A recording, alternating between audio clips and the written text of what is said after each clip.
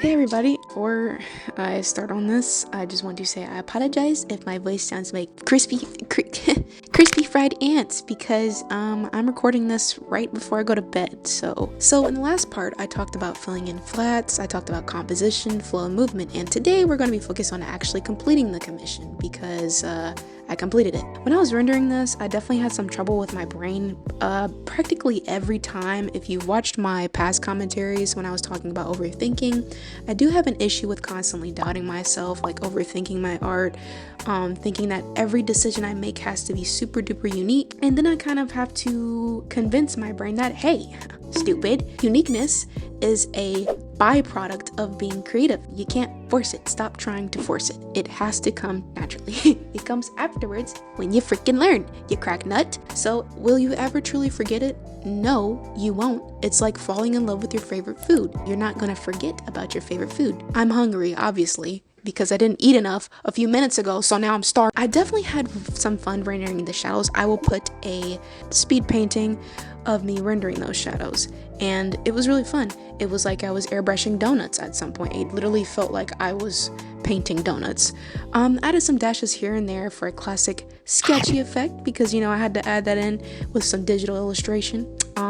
I kind of feel like it brings back that sketchbook type feeling, so I was like, I need that. I crave it. I feel as though like I was over rendering in some spots, so you might see me take out, add in, take out, remove certain rendering pieces or rendering parts because I felt like it was too much or too little. Finally, on to the next step, which I felt like was the biggest challenge of this entire commission, the gold. Probably the hardest part I'd ever encountered.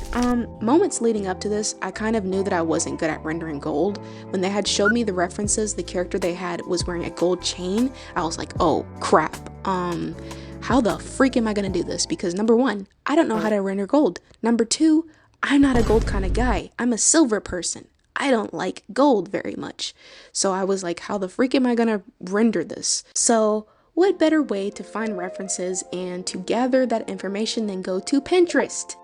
Definitely wasn't doom scrolling.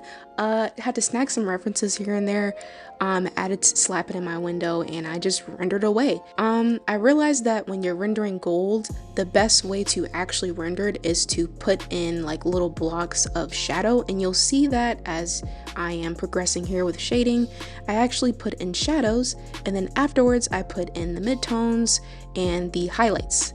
Actually, the most important part of the gold I realized was the darker parts.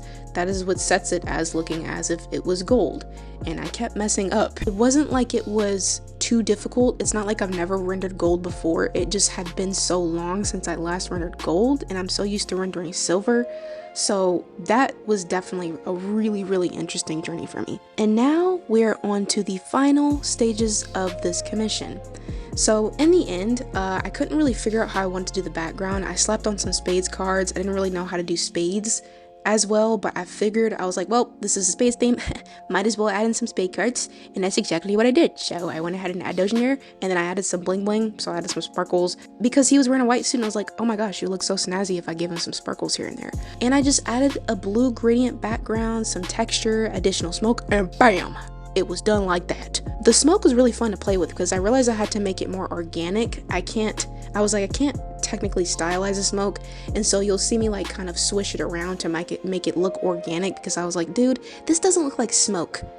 It looks like not smoke, so I had to change it. And I added on a border because I was like, this is missing something. It's lacking. I was literally sitting down. I literally remember being in the last stages and I was like, dude, what am I missing? And I realized the solution to my problem was actually just a border. Like, stupid, you can add a border. What I gained from this journey as we come to a close and a stop for this commission, focusing on the journey rather than the destination is so important. I'm so like fixed on and hyper fixate on the product so much, and I think that's the reason why I struggle with my overthinking in the first place, because I'm so focused on it. So definitely focusing on the journey. You need a process to get to your destination. Without the process, there's no destination, so you need that journey. Being in the moment definitely will get you where you need to go.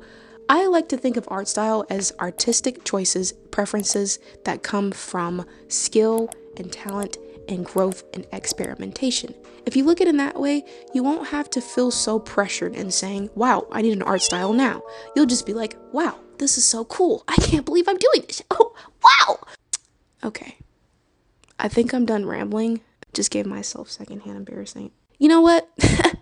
Guys, I'm done. You guys have a good day, night, or evening. Thank you for watching this series, and we'll progress to future ones. All right. Okay.